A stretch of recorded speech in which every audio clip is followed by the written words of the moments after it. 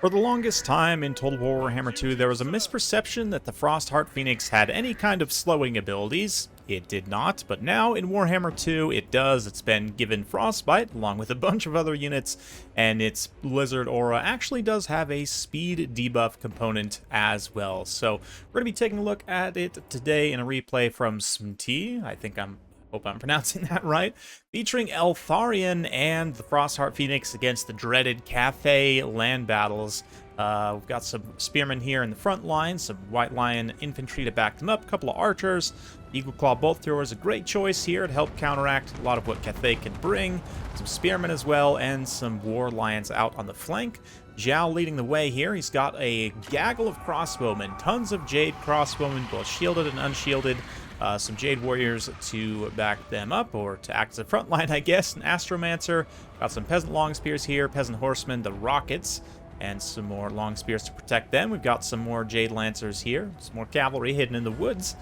And let's get back over to it. So, Frostheart Phoenix has a lot going for it these days. The slowing aura, of course, the Frostbite, and the actual Blizzard Aura is very good. Blizzard Aura also gives negative weapon strength and melee attack.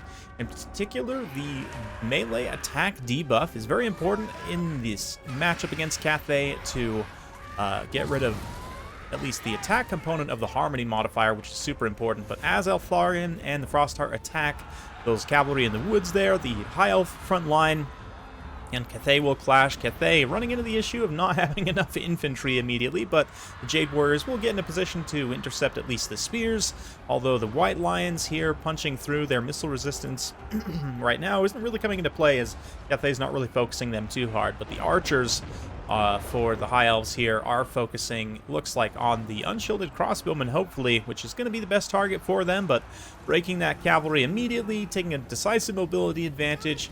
High Elves are going to start to push up the hill, and it'll be great. Once the Frostheart Phoenix catches Zhao, it will lock him more or less in place, significantly debuff his speed, and allow the Phoenix plus Eltharian to team up. Eltharian, of course, going to be a great support choice for the Phoenix.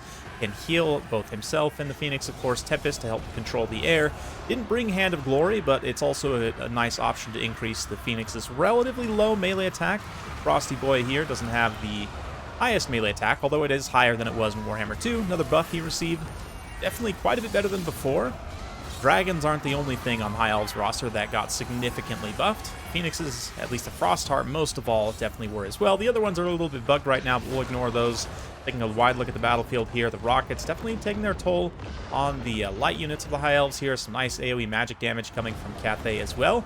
They've managed to pull back most of their crossbowmen. The Eltharian Reavers kind of starting to run out of steam a little bit there. Regrouped Lancers, trying to counteract them, but one unit of White Lions does get loose fairly well, and unfortunately the War Lions get caught up in the woods here, kind of counteracted by the Peasant Horsemen, who end up trading way too cost effectively there. But here again, Zhao has very little chance of escaping, so for the Cathay player, it's smart to just actually sit and tank this damage and then get all the crossbowmen and focus fire on Eltharian or the Phoenix. The Phoenix would probably actually be a better target, but also arguably you should just take out Eltharian since he's going to be healing as well, but both of them are decent targets. Eltharian's Griffin maybe is a slightly bigger target to hit. He has 100 armor versus the Heart Phoenix is, 80? So, it's interesting. Right now, it looks like the focus is on Eltharian to get rid of him. The High Elves can only provide so much volume of counterfire here, so Cathay ends up punching back pretty hard, and that's the thing about Cathay in land battles. They are quite strong, and it's quite scary to deal with, and just a little bit of micro can get you a long way. A little bit of apotheosis from Eltharian to try and keep him in the fight. He does end up losing his leadership anyway, though. He'll be able to get back up in the air and get away, and that's the great thing about Eltharian in this type of situation. He'll fly away, recover his leadership, can heal himself, and fly back in. Zhao is not going to threaten him at all, because, again, the Phoenix is just like tying him down, locking him in the snow. And very appropriate on this map, too. Nice winter effect here for the Frostheart Phoenix to shine in on his home turf. This used to be one of my favorite multiplayer maps. They kind of screwed it up, in my opinion, by changing it a little bit, but it's okay. The Eltharian Reavers also outmaneuvering those Peasant Long Spears, getting into the crossbows. Armor will mean they're not going to do a ton to the crossbows, but at the very least disrupting them here.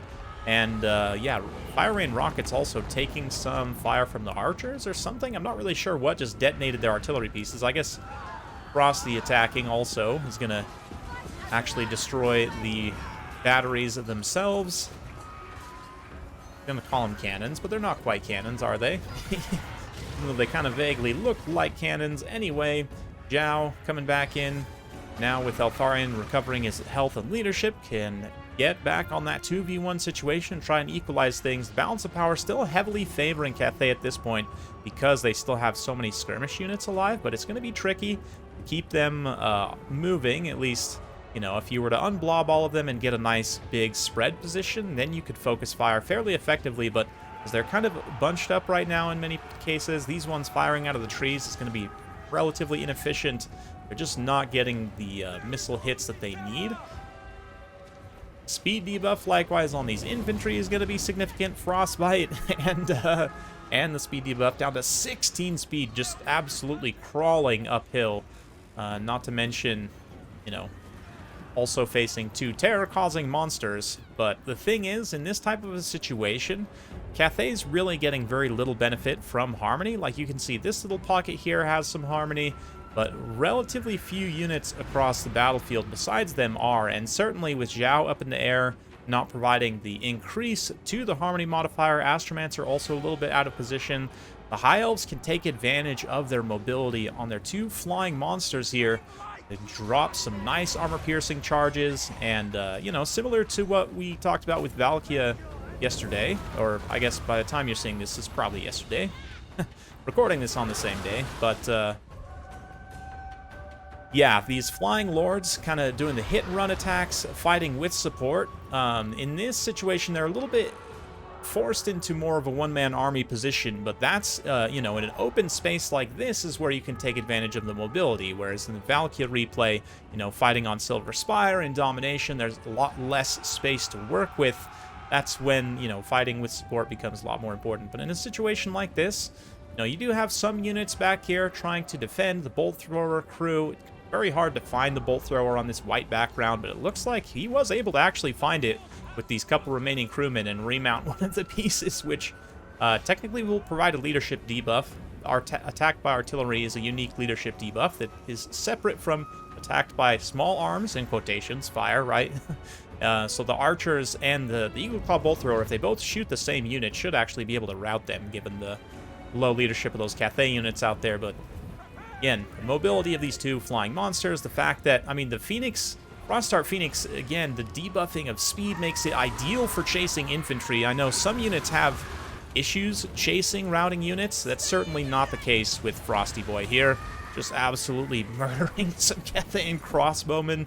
And in terms of value, too, has probably got some pretty good value. I'm surprised it's not more, given the damage dealt to Zhao, but I guess a lot of that probably came on Eltharian as well. Just a little bit more about Eltharian. I'll probably make a highlight specifically on him. He's seen a pretty decent resurgence in a way that I didn't really expect. I thought with the buffs to the Dragon Lords, you might pretty much never see him, but the physical resistance and extra weapon damage and magical damage, more importantly, of the Fang Sword of Eltharian makes him really actually quite good in a number of different situations. Obviously, in this specific matchup, the magic damage doesn't matter as much. Maybe if you saw some, like, ethereal halberd summons, even then it's probably not great for him to fight them.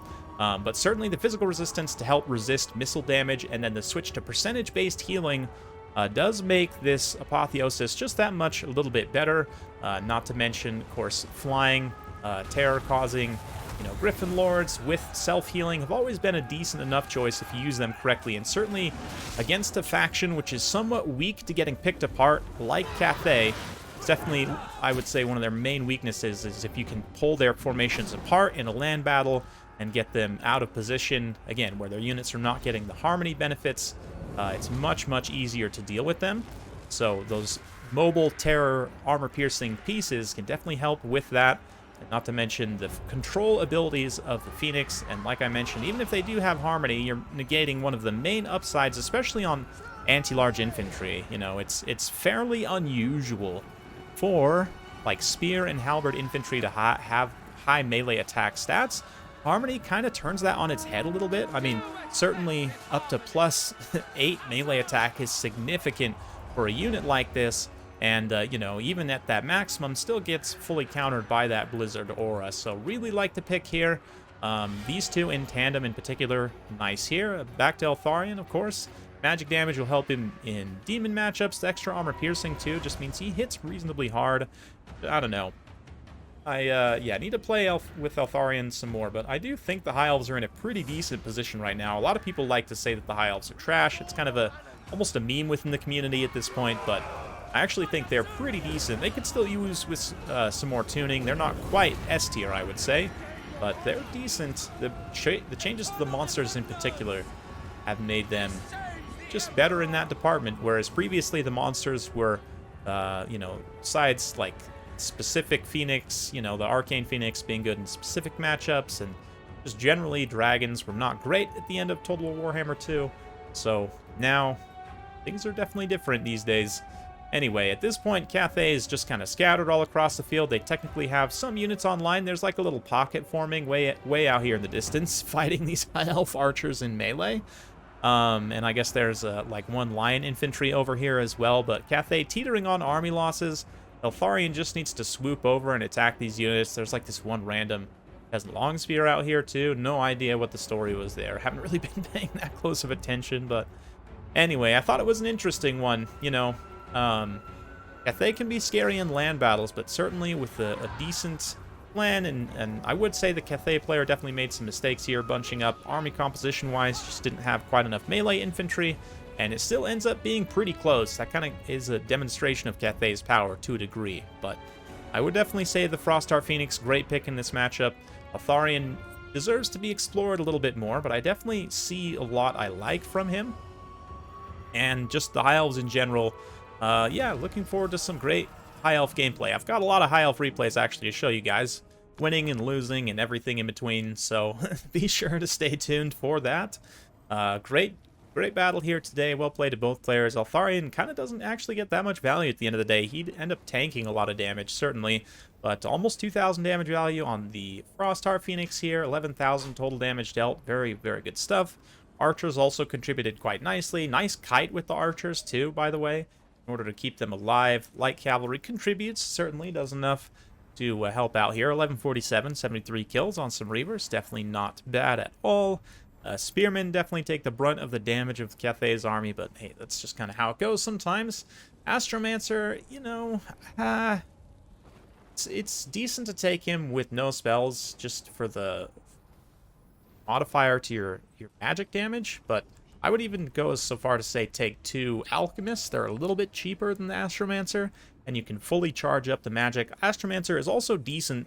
If you take 2 on their mount, then they come with some bound spells, as well as charging up your magic damage for your actual spells, right? And the bound abilities in particular give you that extra AoE magic punch. Just break up, especially like melee-centric armies. I don't know if it would have helped that much here, considering a lot of the power is in these 2 big flying single entities. And the missiles brought just tended to underperform. I mean, a couple of the crossbowmen end up getting some good value back, but this is just a lot of spend on crossbows here. If not enough to protect them, the rockets end up doing a decent job as well. But, yeah, interestingly enough, the Jade Warriors and the Peasant Longspears just kind of get run over a little bit there. So very interesting stuff. Hopefully you guys enjoyed watching this one. If you do like this sort of content, be sure to like, subscribe, hit that bell notification button. Every time I upload a new video, you'll be notified. Thanks again. We'll see you next time.